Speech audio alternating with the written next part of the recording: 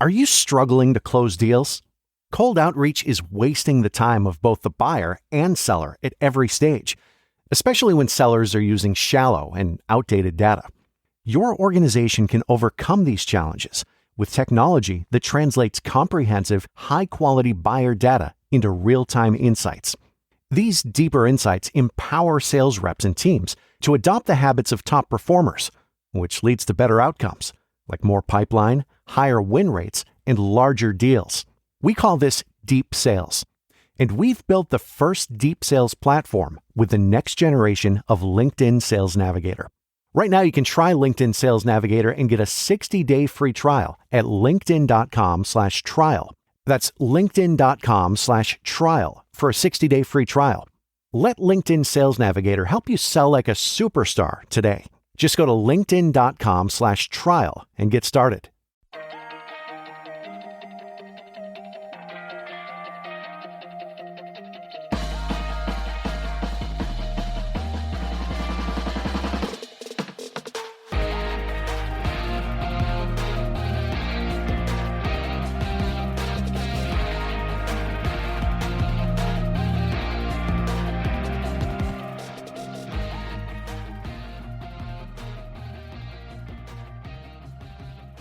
Welcome to Criminality, episode 30. This is the podcast where me, myself, and also Melissa, I, along with my co-host Melissa, talk about the reality stars who've gotten into some trouble because loving reality isn't a crime, but we sure know that some of them have gotten into crimes.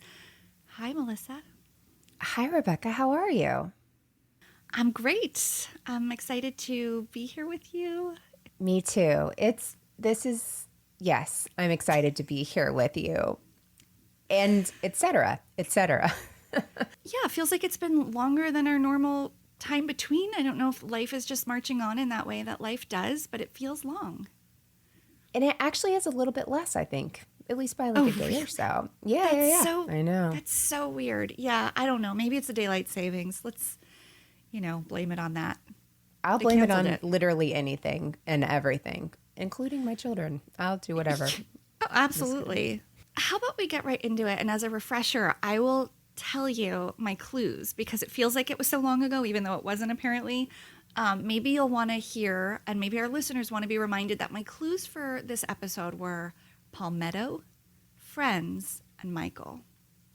Did those start clicking at any point for you? Yes, it did not click for me at all when we recorded because immediately when somebody says Friends, I automatically go to the show and I don't even like the show. And it's still, then I just have like Chandler Bing in my head.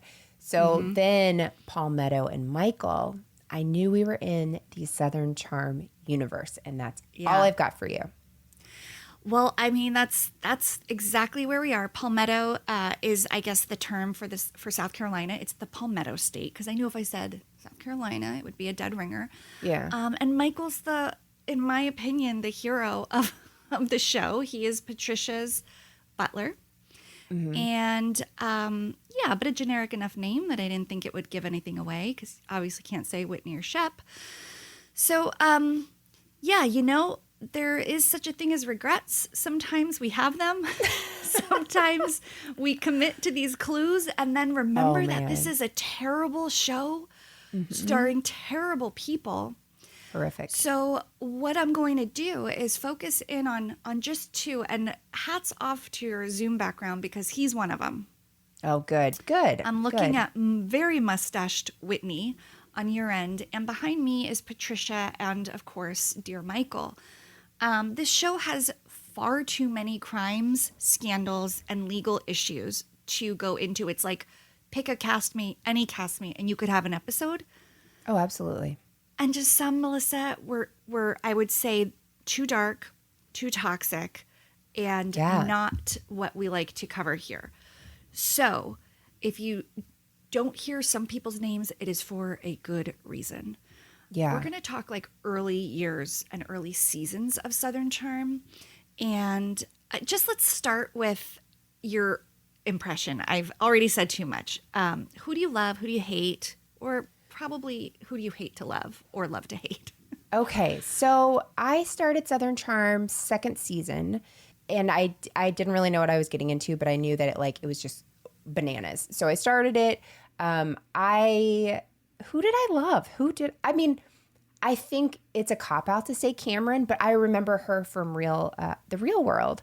And so it was kind of cool to see her grown up, and she seemed to have her act together, kind of the voice of reason. The people I love to hate. I never liked Shep. I will go on record saying that. Never found him charming. His mouth is always open, and he just seems like and we now know he's breath. Shane's distant cousin. I mean, how could he ever have been trusted? We know him now to be of Shane's ilk. I know. And the whole idea with those first seasons, right, it was very much that Peter Pan syndrome. They talked about that all the time. Yes. The boys not growing up, but being okay that they weren't. It's so bizarre that show ever got on air. Thank you. More so that it's still on air. I hate everyone. I like some of the girls. I like, who's the one that dated Austin briefly that does hair? That's Chelsea. I love Chelsea. Chelsea was great. She can do no wrong in my book. Chelsea I was think an even better Cameron, if that makes sense. Totally. She became what Cameron, I think they wanted Cameron to be, but she just was better. But she came on obviously later. Yeah. I liked Nomi. Yeah, Nomi's great. Just Nomi. Yeah, Nomi. She reminds me of Amanda from Summer House. Oh, yeah. And they're both Is it just looks because they're both drop dead, perfect featured, symmetrical, princess. But they're also they're bone their structure energy? and their energy, their relationship with their parents. There's a lot of weird synergy between them, which I've only recently realized in rewatching Southern Charm and being on a major Summer House kick. I'm proud of you for that one. It sounds like, thanks. I've been watching backwards and it's wild. It feels like I'm in some alternate universe. More about that another day. Sounds like we're on the same page about Southern Charm. And today we're going to focus on the mother-son duo of the show. But before I get into it, I thought a quick rundown of the main cast of characters from these first couple of seasons would be helpful. You've already touched on a couple, but for anyone who maybe hasn't watched Southern Charm, because surely there are some people probably who know exactly what it is and who do not watch. Right. Maybe don't go back and watch, but here's a rundown. A man named Whitney, he is the son of Patricia. We'll get to her. He's the oldest of the friend group after Thomas. He is a, quote, indie film director and producer, responsible for shows you probably know and love like Going for Baroque, Afternoon Delight, Torture TV, and a documentary called... Yeah, I didn't look into it further because I don't care to go onto the dark web.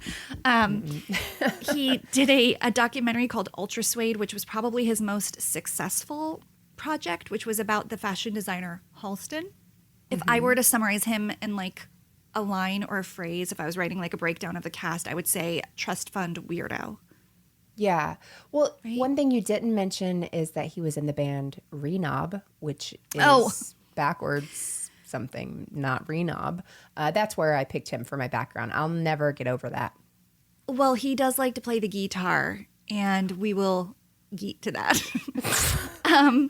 Patricia is his mother. She is kind of the matriarch. No, she is the matriarch of the show. She's a widow and a divorcee living very well off her previous husband's money. I don't know if she came from her own money. I did not, unlike, I know it's very much my style to go back and find these people's stories. I didn't. I couldn't. She is a society lady of Charleston. Whether she came by that from her own lineage or not, I do not know. Right. She is a total snob. I mean, when you watch her on TV, you're like, is she playing a part? Is this really who she is? I'm not sure. And I think some people celebrate her character because it is so almost outlandish, and she made caftans very fashionable. She's just a Southern lady, kind of like a Designing Woman from Designing Women. Remember that show? But I love that. But not as amazing, but kind them. Of living into, they're likable and they were real and they had dimension, but kind of in terms of hair and dress, she looks like that kind of, that's her brand, if you will. So that's Patricia. And then Michael, I've mentioned, he's completely a peripheral character, but he certainly has a presence on the show as Patricia's butler. He makes the perfect gin martini. He brings her breakfast, lunch, dinner, and cocktails on silver platters. He chauffeurs her to McDonald's if she's craving it. And honestly, he's just lovely and like treats these imbeciles who come through her home graciously. Right. And their Patricia and Michael's relationship and also their on-camera shtick. Again, it's like, is this shtick or is this how she lives? And I think that's like the big conundrum with her is like, this actually just might be they turned the cameras on and this was already happening. Some of it might be slightly embellished. A fun story about her and butlers is at one point she was saying she needed a second butler and she was looking to not get rid of Michael but augment his support in the house because running this big house and needed more help. She was talking to, I think, Whitney about the gentleman she was thinking about hiring to be the second butler. And really the most important thing is, does he make a great gin martini? And she said, I don't care if he's a serial killer as long as he makes a great gin martini. And I believe her. Do you know what I mean? For sure. She's not lying.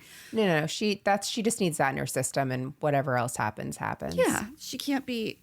Yeah, exactly. She'll ring her bell when she needs another if she wakes up. Oh, I forgot about her bell. Yeah. Yeah, she rings the bell and asks for her medicine. It's time for her medicine. So weird. That is red flag galore. Yeah, it's like we call that functional alcoholism now. Like we use the real words now. Again, could be shtick. So then we have Kathryn, who you mentioned, kind of the straight woman of the show. And by straight woman, I mean playing the straight man. Like she's supposed to be the voice of reason. She narrates a lot of this. She introduces us to the term Peter Pan syndrome.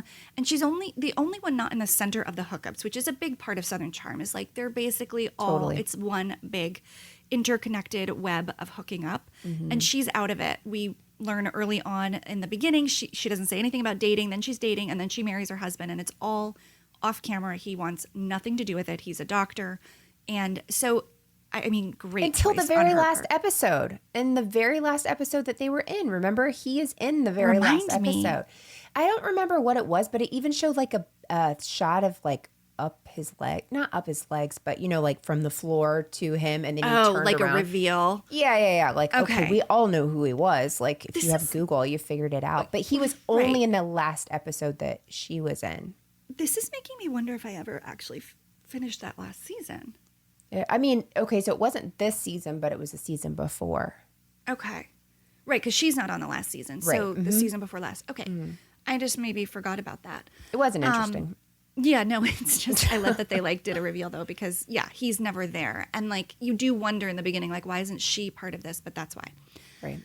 So she also stirs stuff up. Like, even though she's not in the drama, her role is to like get people talking about each other. And she's a very classic Southern girl, but not from money in the way that some of her peers are. Then we have Thomas Ravenel, who is a 50-year-old bachelor when we meet him. He is from a prominent South Carolina family. The Ravenel name is huge. There's a bridge. You'll hear that more than once in the show. He was previously the state treasurer of South Carolina, so it's like it's a major government official position. Right. He has political aspirations beyond that, which plays out in the show. But he did do a 6-month stint in federal prison for cocaine use and distribution. So that's kind of the thorn in his side. And, you know, the distribution word is really interesting because he had more than was enough for personal use, but not enough to be charged with selling. And he makes a big point on the show. I rewatched it and he's like, I shared. Like, that's why it was distribution. It was like, I had enough for my friends. I mean, this man who is now, you know, well, we'll kind of get there, but we can't. That's why I could not cover Thomas's story. No. His gets darker all the time. Anytime I've looked up, if I see his name trending or out there, I'm like, I don't it's even scary. Want to click on this. It's actually scary, especially because we know they have young children together, and they being Kathryn is the next person on the list. She's the youngest of this friend group. When we meet her, she's 21 years old, and she looks 18. I mean, she is a baby comparatively. I mean, Whitney's in his 40s. Craig's 25 and looks 35. Like, Craig looks better now than he did at the beginning of the show. I need to go back and look because he's looking a little bloated and not in like a heavy way, but like his skin isn't going too hard. He's not looking healthy. Yeah. Agreed. But he also doesn't look aged. Like, he looked older then and he plateaued. Okay. But I agree, like, his health maybe doesn't look great. Like, he's not taking care of himself, but he doesn't look 10 years older. Well, it's not quite 10 years, but almost. Wow. anyway, so he's only 25. And then Shep's in his 30s. So they're, an older group, and she's just so young. And she's also from a prominent Southern family, the Calhoun. I guess her last name is Dennis, but she's from Calhoun lineage. That was a former vice president of the country. And she's part of the drama because we learn in like the first couple of episodes, she's hooked up with 3 of the guys, in the core guys in the group: Thomas, Whitney, and Shep. Yeah. Shep's not on my list, which is weird, but I can riff. Don't worry. Shep Rose is another trust fund kid, North Carolina family. Okay. Actually, I think they just have a cabin in North Carolina, or like an estate. I think they are South Carolina. Doesn't matter. He is very well educated. I forgot. He went to University of Georgia, business school at Vanderbilt, never worked. He just doesn't have to work. So he's like probably the most prime example of the Peter Pan syndrome. He literally just floats through his days, parties like 5-6 nights a week, lots of women, doesn't settle down, doesn't really date anybody, just has fun. And I think he was supposed to be like the likable, goofy, but like super smart. So there's just something like so compelling about him, or for a lot of people there were. And like you, I don't see it. I find him to be like smug and arrogant, not that attractive. But a lot of them are tall. And I think this has been talked about, that like sometimes just being tall makes you. That's so wild to me. It is so wild. Do you know what I mean? Yeah, nobody does that to women that are tall. I will tell you that right now. It's absolutely true. No, it's true. This is like a conventionally, like one of these gender stereotypes where it's just like, well, he's tall and good looking. And you're like, is he, or is he just tall? And like his presence is big. Like, do you know? Like, I don't know. Does he have to duck under doorways? Is that what you're attracted to? And then there's Craig, who I alluded to earlier. He is a law school liar. When we meet him, he's finished with law school, working at a law firm, prepping for the bar, but we find out later, like, had totally not completed things and was lying about a lot of it, like pathologically. I forgot about that. Again, not criminal, but certainly shady, and just really sad because we kind of just end up learning later that he just wants to sew pillows. And so I think he was just trying to like make his way in the world. He also wasn't from these pedigreed backgrounds. He was from Delaware, not the South. Delaware, it's like not the South or the North. It's almost like the worst. Sorry, I forget love Delaware. It exists. I know, it's a very tiny state. Reminds but that's me good. Of, that means there's not a lot of drama. There's no not drama a lot of bad in Delaware. Stuff coming Absolutely out of there. not. Can you remind me real quick? Yeah. How did Craig get into pillows? That is, I feel like I've just missed something in my head. Just one day he was like, "You don't like my sewing," but I don't remember how. Well, I don't remember the real like plotted, like the plot point, but I have watched these earlier seasons, and one day he just has these designs and he thinks, and he shares them with Patricia. Yeah.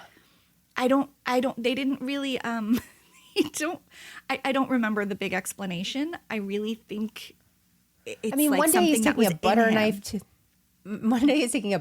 to a wall, and the next day he's like, I can sew squares. And that was it. Yeah. He's richer than I'll ever be. I don't know if it's like a genuine creative interest, an outlet, or if it's like a misplaced. I don't know. I don't know if they explained it and I forgot. But one day he's just sharing designs, and Patricia tells him it looks like clip art and that he needs to refine his designs a little bit. And she was not wrong. Danny is a peripheral friend of who used to date Shep. She kind of has a scary trajectory on the show. Like, I feel like by the end, she's like completely come undone, but she's very much peripheral. We haven't even gotten through the cast of characters yet. Okay. And then there's JD, another friend of. He's like all the guys' buddy who's older and married with young kids. So he can't like go out and party, but clearly wants to. And he's like that. You know the type. He's like somebody's uncle, right? Like yeah, he kind of feels like their uncle, but he's their friend. And he's like not wingman, but he's like the hype man. He's like the hype man of the show. Like he's always like his scenes, he like makes it known that he's there. He rubs me the wrong way.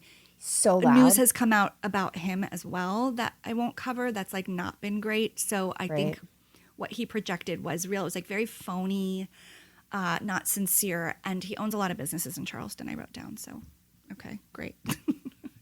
Again, Kathryn and Thomas their drama will be referenced because so much of the show's plot centers around it, but we're not going down a deep dive into their story because it's honestly, it's too sad to me. So I'd like to officially start, even though we're however many minutes in, with what I think is the weirdest part of the show's story, which is that Whitney is the show's creator and executive producer. Why? Like, why? Why? Well, so I'll tell you, I don't know if this answers your why, because it's a great question, but originally what he pitched was a documentary on Thomas. Really? The whole show was just going to be about Thomas's return to politics and like kind of his redemption story after prison. That would not have worked. Although, I mean, the show very much centers Thomas's story. But when he pitched it, the feedback was like, he's part of the story. He's not the whole story. These casts of characters, like this is the show. So he got good advice, like, because I don't think like only Thomas would have made for good TV. So they started kind of piecing together his friendships, pulling in a couple more people, and adding Whitney to it, which, can you think of any shows where the executive producer and creator is also a cast member? I was trying to think of this. Like, it does not feel normal to me. No, I can't think of that. Like, I remember hearing that and was thinking, like, how did that happen? Because he doesn't even really have a personality for television at all. No, like, if anybody on the show, it seems like he hates it and hates them. And TV hates him. And it doesn't make a lot of sense for him to be on there. And then whenever you find out the executive producer thing, you think, well, did he make them put him on there? Because it doesn't make sense. Like, he seems to have this life that he doesn't need this. I don't know. Like, it's rich. Super weird to me. And I didn't like find anything in my research that explained more to that story, like why he chose to put himself in the cast. I think it was such a weird choice. And I think it creates a really weird dynamic in a cast. Like, if you're driving the plot as the show's executive producer, but you're also participating as a friend, it just feels like a very weird conflict of interest. And I'm shocked at how much his friends, quote, friends on the show, like, push back at him and like kind of make fun of him because he's a real weirdo. Oh yeah, like he totally. is like I would go as far as to say like he might be a deviant in some but ways. I can't even believe he would let the stuff with Kathryn ever be on there. Like, well, we'll get to that. Yeah, okay. No, that's okay. So to me, that's just like a weird way for this show to even exist in that framework. So he and Patricia kind of are the center of the show. And like we mentioned, she's the matriarch. She's sort of the Lisa Vanderpump. Like, she's the Lisa Vanderpump to this cast of kids, in that she's over-involved. Everyone's seeking her approval. These people's livelihood don't depend on her in the way, like, of the restaurant. Although, in a weird way, with the show, they kind of do because, you know, Whitney and Patricia are able to, like, control a lot of probably what goes on the cast. I'm wondering, if you noticed a name I didn't mention in that lineup of early seasons, do you remember a man named Cooper Ray? The redhead. Yes, I do. Yeah. Okay. Mm-hmm. You're so good, because I'd completely forgotten about him. We meet Cooper in season 2 of Southern Charm, and he's Patricia's neighbor, friend. He's known in her Southern society circles. He often accompanies her to galas, charities, social events, and he's a menswear designer. So he's often doing shows and having the guys model in the shows. And he seems kind of like Michael in that he's like fun, like the scenes he's in are fun. Patricia and him are very close. And when Kathryn's drama starts happening in the show, which happens really early on in the first couple of seasons, she hooks up with Thomas. They're 30 years difference, but we learn that she had just hooked up with Shep and possibly Whitney, allegedly. It's all coming out in the first 1, 2, 3 episodes. And Patricia really, really does not like Kathryn. She thinks she's low class. She thinks she's trashy. She thinks she's not good enough for her son, not good enough for Thomas, not good enough for any of them. And by season 2, she's saying to Cooper, like, we don't associate with her. Explicitly, she says this to him. And if you do, I won't associate with you. And she really works hard to ice Kathryn out of the group. She starts spreading really mean things about her to the women, the guys, everybody. And I got the feeling that Cooper sort of needed and wanted Patricia's friendship more than she necessarily needed his. Totally. So he went with it. But then things started to change, and by season 3, people were coming around to forming their own opinion of Kathryn. She was sort of proving herself as a maturing adult. She's now a mother, and people's opinions of her start to shift, but not Patricia's. But Cooper's did. And so Cooper's friendly with her, and this really upsets Patricia. So the season ends, and it's the last season we see him. And initially he says he left Bravo because he had other projects going on. He couldn't juggle it all. But he has since changed his story and said that Patricia is responsible for ensuring he wasn't brought back on. So it sounds like he was initially saving face, and now he just doesn't care and has nothing to lose.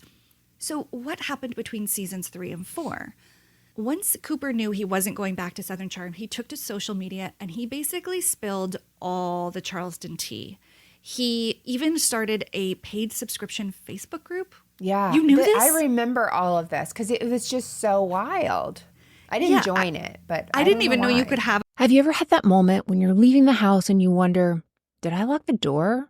Or worse yet, you start spiraling and you imagine all the what ifs.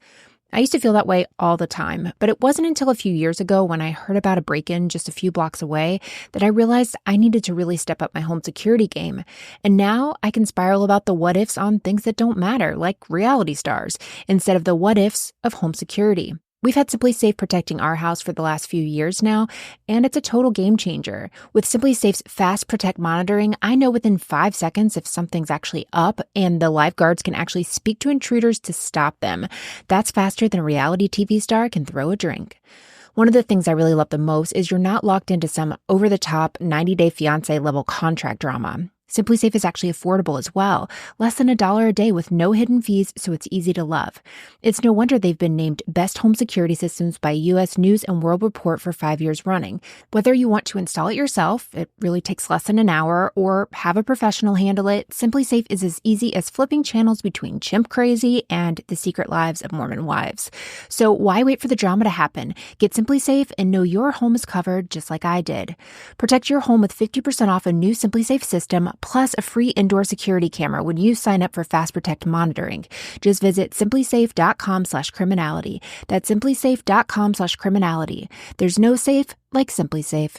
This episode is sponsored by AutoTrader. There's a good chance you're driving right now. Look around. Safely. What do you see? Cars. Lots of them. And guess what? They're probably on AutoTrader. Whether you're into timeless classics or the latest trends. Did somebody say solar-powered, eco-friendly, vegan, leather-wrapped, aromatherapy-scented, disco ball-equipped, self-driving car? If you see it on the road, you can likely find it on AutoTrader. Big cars, small cars, blue cars, new cars, used cars, electric cars, and one day, maybe even flying cars. With millions to choose from, buying a car becomes a whole lot easier. See it, find it, AutoTrader. Find your next car on autotrader.com. A paid Facebook group. Yeah, I think it was like a 2-week period and he was part of it. Yeah, well, he really got in there at the ground floor opportunity and leveraged it and basically saved the best tea for that group, and he held nothing back. He also started a company where he would host tours of Charleston, and he would take people to the haunts, the bars. They would go by Patricia's house. They would go by all the places the cast went, usually groups of girls or women on bachelorette parties, birthdays, you can imagine. Fun fact, whenever a few years ago we had a true crime podcast meetup in Charleston, and I got to help organize it, and I picked Charleston. I helped encourage Charleston so I could visit all of the places. Yes. And so on the little horse and buggy or whatever tour, the guy was asking if we had questions. I'm like, do you know where the Southern Charm people live? And he was so tired of answering that question. Oh. And I did get a picture outside of Patricia's house, and it looks nothing it's like a wall. You can't see anything, but I figured out where it was, and it's one of the worst pictures. I'll have to see if I can find it. Oh, please there's do. Nothing. It looks like I'm standing outside of a weird prison and scared to be. It's like a fortress in front. Yeah, it totally does. So whatever they do in video, and it just doesn't look anything like I thought it would. But yeah, I really was so excited to go there. I feel like it's such a small city, it wouldn't be unheard of to run into them. I've been there a couple of times. I actually didn't run into anybody, but my husband's best friend lives there. It's a cute city. I mean, beautiful, love it. Lovely city. Okay, so he even starts making money from this tour where he's spilling all the goods about Patricia and the rest of the cast, but really he's like going hard on Patricia. So they start feuding off camera, and this was for years. Like, apparently the beef went deep, and he was saying really, really terrible things about her. And I guess it got so bad that it took several years, but in September of 2019, Patricia slapped Cooper with a lawsuit for defamation of character. Wow. The suit claimed that Ray has engaged in, quote, consistent extended course of attacking and maligning Ms. Altschult in public comments, videos, quotes in the media, publications to social media channels, as well as through other actions. The suit claims that Cooper Ray continues to wage a persistent campaign of verbally abusing, defaming, and taking other action to harm Ms. Altschult and her reputation. Apparently, the things that he was saying was that she was a cheat and a liar and has a substance abuse problem. And worst of all, maybe what you could say of a Southern lady is that she didn't even write her own cookbook. I looked into her. I know, right? The audacity. I checked out this cookbook, and literally it's her name and another name. Like, there's 2 names on it. I'm like, I actually admire that she acknowledges she co-authored this, because most of the housewives don't. No, absolutely not. We know they have ghostwriters, but they don't put their names on the cover. So as with most lawsuits that we look into, Melissa, it's unclear if they settled or not, but my guess is it might have even been dismissed, because a few months later, I have a feeling this happened because Patricia wasn't getting the results she wanted from this lawsuit. So she requested a restraining order against Cooper, saying that Cooper was harassing her, spying on her, and that she felt unsafe having him within a few hundred feet of her home. Here was the problem with that. When you were right by Patricia's house, you were also right by Cooper's office. Oh. His office was literally across the street. So he had to be within 300 feet of her home. He rides his bike into town to his office, and he sits on the front porch of his office, which faces Patricia's house, and she interpreted that as stalking. This is my understanding. Sure. Now, they had to go to court over this, and our beloved Michael, the butler, had to take the stand to defend his employer. And this man clearly will take a bullet for her, because he got on the stand in Patricia's defense and said that Cooper taunted him online and rode his bicycle by Ms. Patricia's home. Therefore, he, Michael, was forced to arm himself to protect his boss and himself from harm. Now, I tend to believe Michael. I also believe he's probably terrified of losing his job, or just terrified of Patricia. I don't know, but he was deposed, and that is his testimony. Whoa. That they were scared and that he had to be armed and carry a gun. But I don't know why he had to carry a gun. I'm going to send you a quick clip. Okay. Listen to this. Hermes extremely rare matte pink alligator Birkin bag, possibly the rarest and most sought after bag in the world. God. Hurry up, hurry up. Oh my God, it's so fabulous. I have something that will go just with it. Oh my God, this is so gorgeous. Look, Oh my God! What are you doing? it's not loaded. It's not real, is it? You're pulling my leg. Of course it's real. Really? It's a 38, but it's bubblegum pink. Pink 38 or not, however, whatever it was he was carrying, they felt scared for their life. So the judge ended up dismissing the restraining order. He found that there was no cause and no reason. So with that, you would think it would be the end of the story. And I'm shocked that it wasn't. But a month later, Patricia called the police to report suspicious activity. Police came, and after a very thorough investigation of her home, they looked around. They didn't see anything. Doors were locked. There was no signs of forced entry. Literally nothing for them to even report. The police stated that Patricia went on and on about Cooper and was essentially just regurgitating the claims from the lawsuit that was filed against him, of which the police were very aware. So they were like, okay, we think this lady just has a vendetta and wants to, again, get this on our radar. And maybe like the judge will reconsider and say, oh, we should get that restraining order approved because he was here. But there really was very much no evidence that he was. So I don't know why. I don't know if it happened or not, but she is so overly involved in the lives of these, they're not kids, they're all adults, but like maybe manufacturing drama is just part of like how she passes her time. What else is she doing? Exactly. There's nothing. Right. I think she's gotten into this nothing. place where she has to do this because it's sort of like this hole she's kind of placed herself in. But you know how whenever you're like, whenever you're like sick for a couple days and you can just, you know, if this happens and you can watch TV for several hours, at some point, even I, who love TV, am like, I have nothing else to do. Like, there's nothing else to watch, or you're just tired of it. Can you imagine being somebody who literally, she has nothing to do ever, ever, ever, ever, ever, ever? Of course you're going to create some drama. You've got money to spend. Right, exactly. And no job to go to. Like, if her job is being on the show, which is creating drama, you can see, like, here's the problem. Right. But this drama, I don't think she wanted to be a part of. This whole court case where Michael had to be deposed and she had to testify, it wasn't her only court appearance. In that same year, she was called in to Thomas and Kathryn's custody battle. Now, their crimes and custody battle, as we know, could be a whole podcast. It was so, and continues to be so messy. But you have to wonder, why in the world would Patricia be called in for their custody case? For anybody who hasn't watched Southern Charm, we mentioned Thomas Kathryn in the beginning. They have had 2 children together, not married, and lots of accusations between them, calling each other unfit and failed drug tests. And so they're always going to court to renegotiate child custody. Whatever you think worst case scenario is, that's what happens to them the entire time they're together and apart. You just think, could it get worse? Just when you think it can't get... Exactly. Now, I do want to take this time to state that just like you and I and our listeners probably change our opinion about reality stars, sometimes even within the course of an episode. I mean, you so graciously called me out on calling Rand winsome, not once, but twice. When you did it the second time, I thought you remembered that you had sent it to me. No, I clearly needed an intervention. It was right that you spoke up, because obviously I now have a different opinion. So I think reality stars themselves do this as well, because Patricia has actually warmed to Kathryn, and the two now consider themselves friends. So if you're following them publicly now, they're just fine. Buddies. So weird.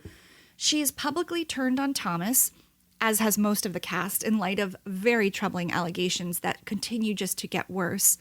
Though some are saying it's a little bit of a like day late, dollar short thing with her, that she might have been the only person that back when could have said, like, get your stuff together, dude. Mm-hmm. So Thomas's legal team believes that Patricia colluded with Kathryn to convince one of Thomas's exes to accuse him of sexual assault. The judges ordered Patricia to turn over all text communications between her, Kathryn, and this other woman. And Patricia's lawyer is like, this is crazy. You know, she's not super young. She cannot be on the stand for 6 hours, like kind of doing like what lawyers do. Like, she's probably fine. But like, she can't, spend a day in court. Thomas's lawyer was like, well, she has the energy to be on a reality show, so we think she's just fine. Yeah. And the judge agreed. So she got deposed. Now, remember that controversial hookup that we talked about, and I said we'll get there, between Whitney and Kathryn, and like, why in the world, if he has executive producer credit, would he not have just like removed it from the narrative entirely? Right. Because it didn't just happen in that first season. It happened again later, like midway through the show. Oh, yeah. It happened again. So Whitney, after the second one, was going around denying it, which actually really hurt Kathryn. And she's kind of famously, this quote of her has gone around where she's like, a lot of people have lied about saying they've slept with me, but nobody has ever lied saying they didn't, which I thought was funny. And instead of Whitney just coming clean or giving reasons why he was denying it, Patricia, his mom, makes a statement about it and says, Whitney kept thinking the subject was closed, but he should have spelled it out more to Kathryn. I was being sued by Thomas, as was Bravo. Being a producer of the show, he wanted to avoid hours of depositions and lawyers since he was filming another project in London. So it sounds like he just didn't want to get dragged into the custody case, because if he hooked up with her, then Thomas's team is obviously going to say, no, she's unfit. Look, she's doing this. Also, is it not a problem just that he was like her employer technically? Or maybe he's not. Maybe maybe there's some contractual loophole. I think the whole thing would have been a really bad look for him to get with anybody in the cast. Yeah, I don't understand that at all. I feel like that was on the ski trip or something that they talked about that. And she was like, why would you deny this or whatever? Yeah. Also, we're supposed to believe he was working on another project. I know, in London. It's so cryptic. It's like Girlfriend in Canada. Yeah. It's like, we know what this means.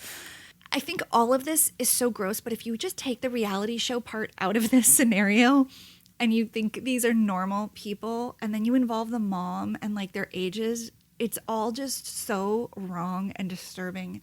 I mean, it says a lot about us watching it too. Like, I get it.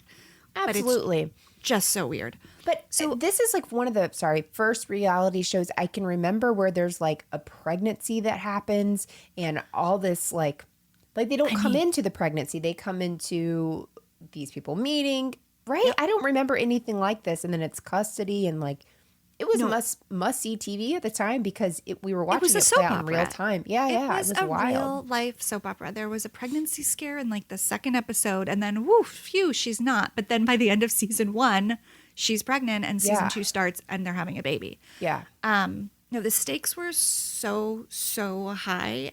And the show is different now, obviously, than this era of the show. But anyway, back to the court cases. Most of this is probably settling out of court because there's nothing currently I could find about resolution on any of it. And Kathryn and Thomas's story is so volatile and changes all the time. We'll see if it's going to play out in the new season, which is slated to come out soon. I think it's saying early 2022, so should be any time. But do you know what I've realized in doing the research for this, Melissa, is I don't think I can watch it. This show, not only did it not age well, I don't think it was well at the time it was on. Like, it's so problematic. It's 2014, and I feel like it's like another universe. And not only do I think the show wouldn't get picked up, I think the show would get, like, slammed now. Oh, but yeah. It's still on. So I don't understand, and I just think it's, like, it's gone off the rails. For as trashy as those first seasons were, there was a plot, and there were these, like, major life things happening. Like, it's devolved into this just like mess of people. What do you think about like later years Southern Charm? Yeah, I not super into it. I know when they tried to bring Austin in, it was like bringing in fresh blood, getting rid of Landon, which I always forget she exists. Yeah. I mean, she hated Kathryn with hate no one but Patricia did, really. It was awful. They were so mean to Kathryn, and Kathryn has her demons and all of her own issues, but they were terrible. Horrible. But they're all just awful. Completely. Yeah. So I just think it's gone on too long. I think we've allowed it. I think Craig's tricked us into thinking he's a good guy, but he's not. He is not a good guy. I forgot how bad he was. Me too. And I think you and I kind of got duped like a lot of people. And we've been like, we're like charmed by those dimples and those teeth. But like, no. And, he's having his like resurgence with Paige. But then we see his recent behavior on Summer House with her. And I know they're fine now, but I don't approve.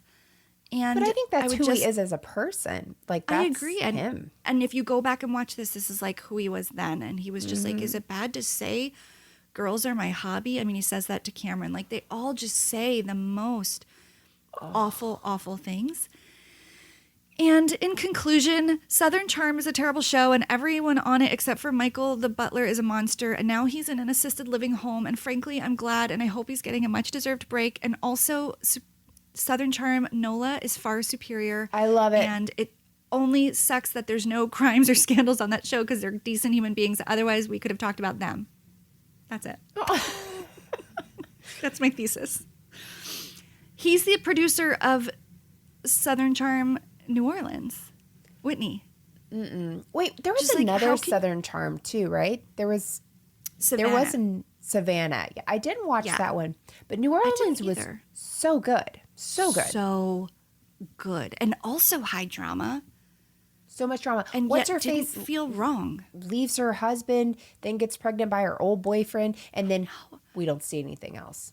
And Let me see it. We want to see it. I mean, those characters and those friendships seemed so real. Yeah. And like without a heavy hand, I felt like that show dealt with some real important topics without like that retroactive, like, oh, we should start talking about these important matters now. It was like very organic to who they were as friends in the place that they lived. Absolutely. They had interesting jobs.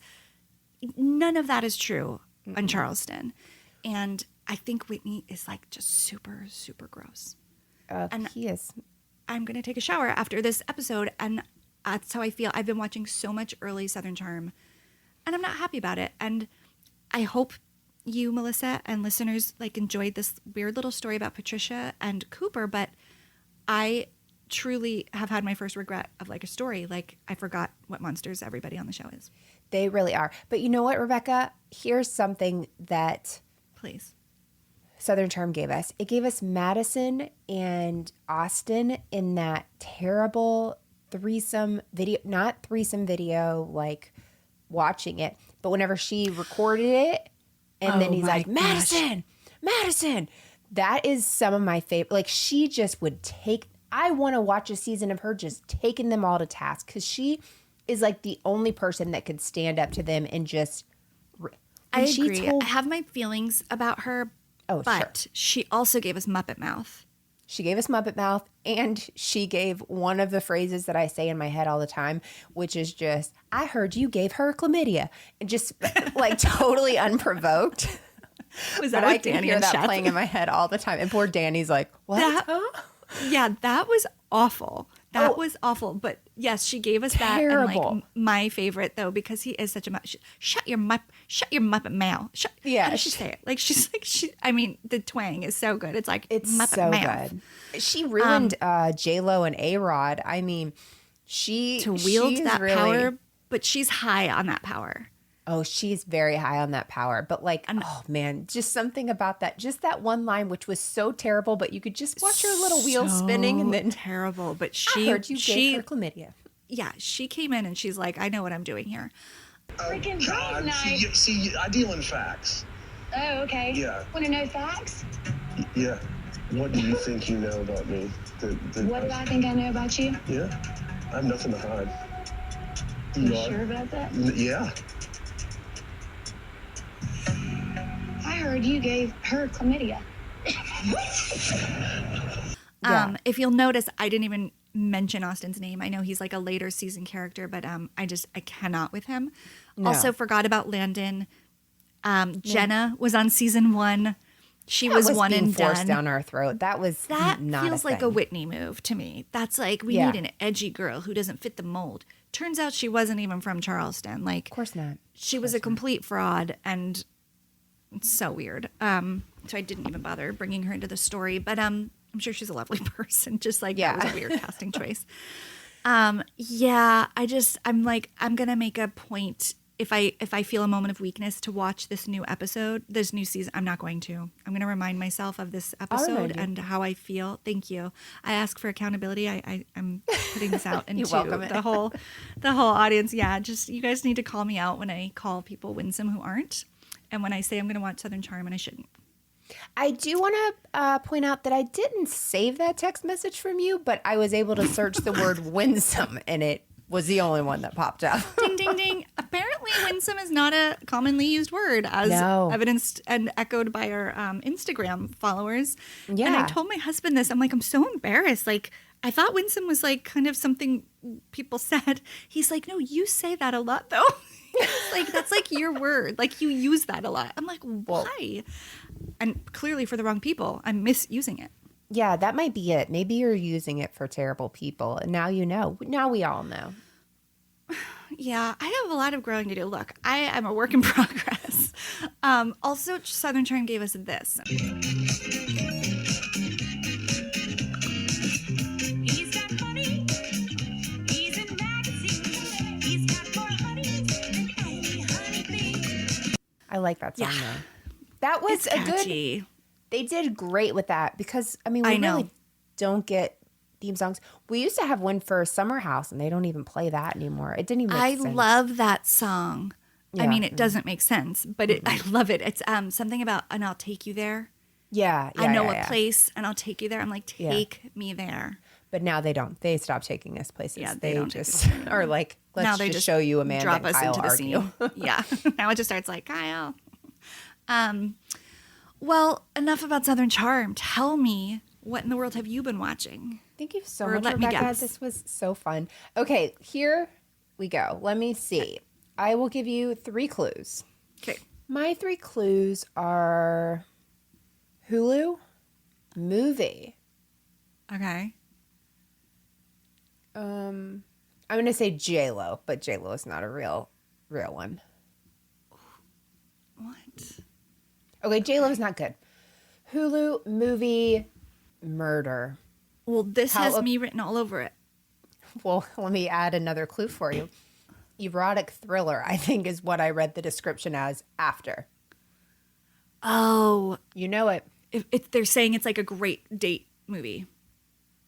Who is they? They. Oh, man. Is it like Taken or like... It's 2 is words. It like one... Okay.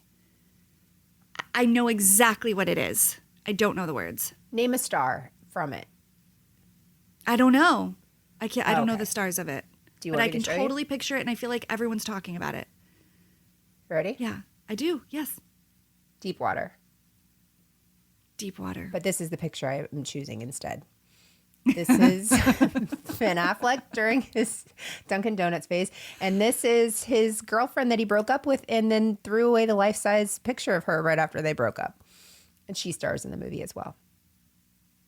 Wait, it's his movie When they were girlfriend. dating. Yeah. So she's in, real the life? movie. Mm-hmm. During filming, the two I don't dated. know about that. Oh. And tell me everything. Ana de Armas and Ben Affleck actually dated, I guess. During this, they dated during quarantine, broke up. That isn't important. It's, I read this after the words erotic thriller, psychological thriller.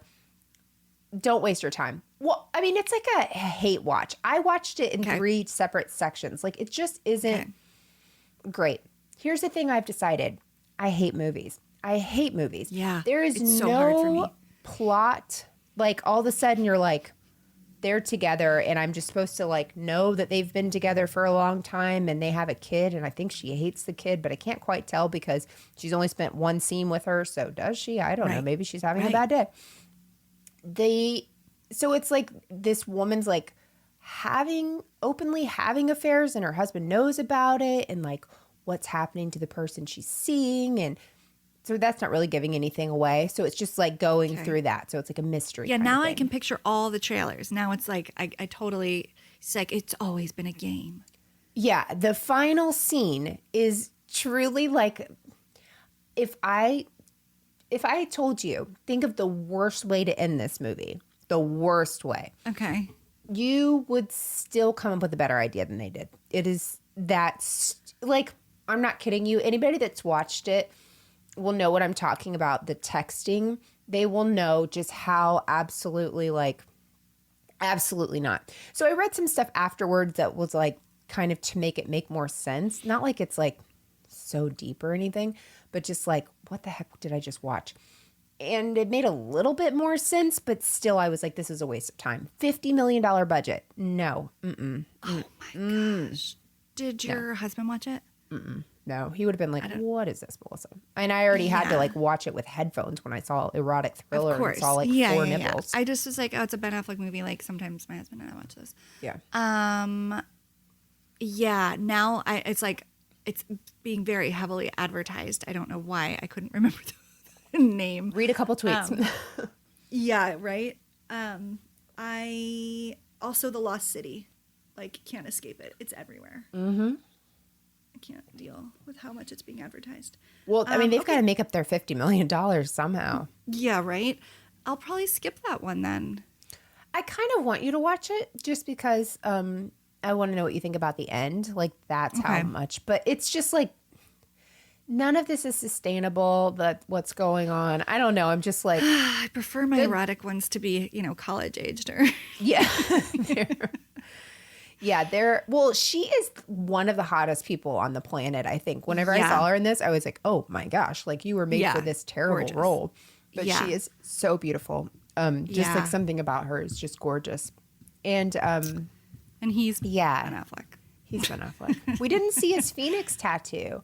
I don't think he was nude ever. I mean, like, I'm not like pushing this as a porn, but he was like, I don't remember seeing anything really with him. I think he keeps it covered up pretty well. Well, he's not the Ben Affleck of, yesteryear. No, but please watch it. And if you have watched it, let me know your thoughts because that whole last thing was Dukes of Hazzard-esque. It was just so ridiculous. Oh my gosh. Oh yeah. Anyone who's listening who's watched it will definitely let us know Mm-hmm. when we post. Yeah, maybe. Okay. Yeah, maybe I will. Movies are hard for me now. Like I am very much in like an episodic headspace that diving into a 2-hour movie is disorienting. There's just no plot. Like, Yeah. there's just nothing. Like, he has this one friend for a while. I'm like, but I want to know how you met. I need a 2-episode arc of your childhoods and how he saved you from a well. I need something. I'm just supposed to buy into this friendship. Yeah, I don't believe any of No, this. I hear you. Interesting. Well, I was excited because 2 of my clues are Hulu. Well, one of my clues is Hulu. I thought maybe we were going in the same place. You're going to get mine because it's. But now I'm So wishing I me. did a different one. But go ahead. I No, thought this it's was okay. yours. Okay. You thought this was mine. Oh, interesting. No, I didn't think the one that you're Oh. doing is yours, but the other one Oh. I had, I thought was going to be. Oh, I'm so curious. Okay, Hulu, book, podcast. Hold on. This is not what I thought. Hulu. Well, book, it might be, podcast? and it's based on a book and a podcast. Oh, The Dropout. Yes. Okay. I was like, hang on, this took a turn. I didn't want to say blood. Yeah. My I was brain like, is no. done. Are you watching? I actually have not started watching it. I felt like I got a little too much Sick of it? information about it. Yeah. And I just was waiting to hear what people thought. But everybody seems to really like it, right? I really like it. And I will say, just if we're going to compare things in the same genre, like I thought Inventing Anna was not good. The Netflix Right. Anna Delvey show. Or I think it grew. I completed it. Did I talk about that on here? No, I don't think I did. I don't think you did, but I heard the same thing where people that really knew the story were like, no, this wasn't good. Yeah, it did a disservice to the story. Julia Garner was amazing, who played Right. Anna Delvey, but that's not what I'm talking about. I'm talking about. I bring it up because this was so, in my opinion, this is so well done, and it's like what that series could have been. Right. Amanda Seyfried. Is Yeah. that how you say her last name? I only read it. I've never said it. I know, exactly. She is amazing in this. I think it's so, where they've taken creative license likely has been very smart and they have to. It's a dramatized version, Sure. but I have read the book and I have listened to both podcasts. So I'm seeing little things and people are like, that's crazy. I'm like, no, that happened. Right. There's some parts that really I know for a fact did happen. I just think it's so well done. The danger of it, I think, is that it's almost making me kind of root for Elizabeth Holmes a little bit because it's humanizing her to this point where Sure. I'm like, did she know? And I very much believe she knew.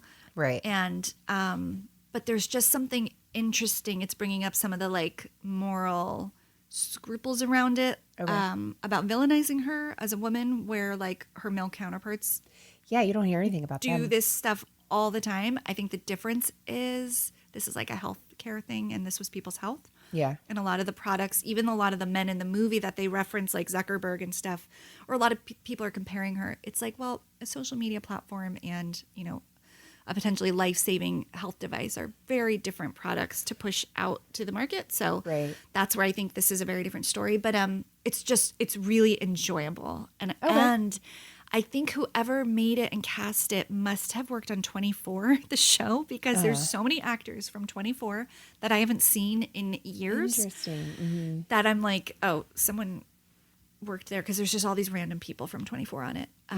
Okay.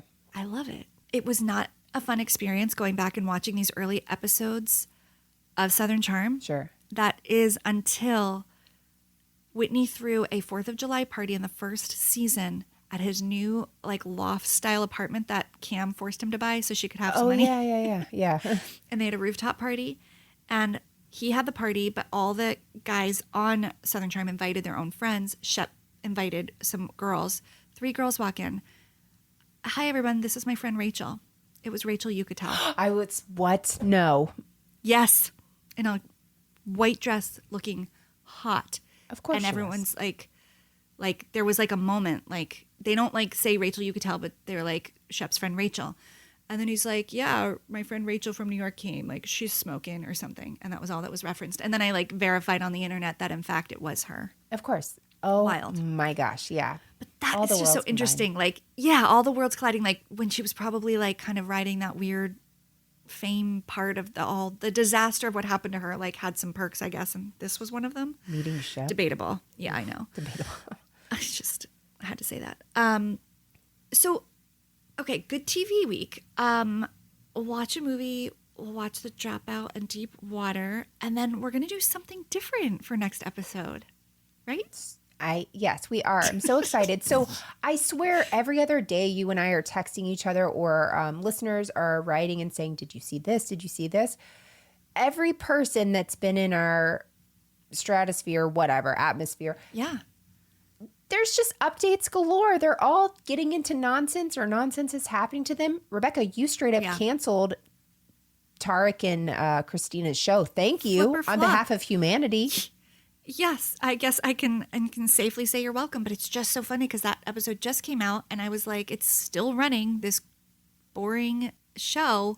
And then it was like, it's over. Like, exactly. damn. They were like, we finally listened to someone. We needed one podcast and it's over. Literally after, whenever I was researching for Shayna Moakler, she was on Celebrity Big Brother, and then total madness has happened to her after that. Lots. It's just constant. So we're going to do, in 2 weeks, we are going to do an update episode where we take you through each case or every story that we've done. We've done 30 of them, so it will be a few points on each because everyone's had things that have happened. There's so many updates. I can't believe it. I'm going to be surprised if there isn't an update for everyone we've covered. I kind of feel like there is, and it'll be fun to revisit them. And this is a really fun 2 weeks for any new listeners to go back and like listen to all of them, because we're going to be going back and reviewing them in a Where Are They Now style episode. I'm so excited. I know. This will be great. 2 words for you. Kimora Lee. That has been blown out my mind this week. If you don't know what we're talking about, just wait. Rebekah will break that down for you. I can't wait to go back and dig in. So we'll both do all the episodes we've covered. We'll do like a shared style episode. It'll be so fun. Sounds good. Cool. You can find Rebekah every week, every Wednesday on her other podcast, Dialogue. Make sure you subscribe and rate it 5 stars because it totally is.